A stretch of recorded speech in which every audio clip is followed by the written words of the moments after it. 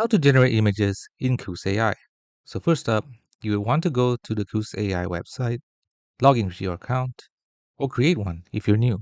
Once you do that, you will want to create a new project. So you want to click this create project right here.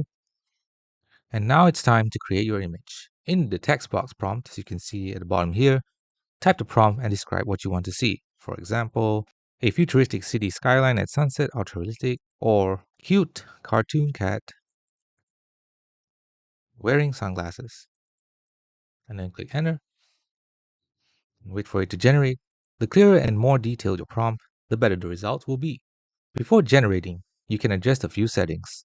Style, choose between realistic, anime, digital art, and more. You can indicate the size by picking resolution, as you can see here. Variations. Select how many images Kuse AI could generate. These options help you fine-tune your results. Once your prompt and settings are ready, click generate, and Kuse AI will process your request, and in a few seconds, your images will appear.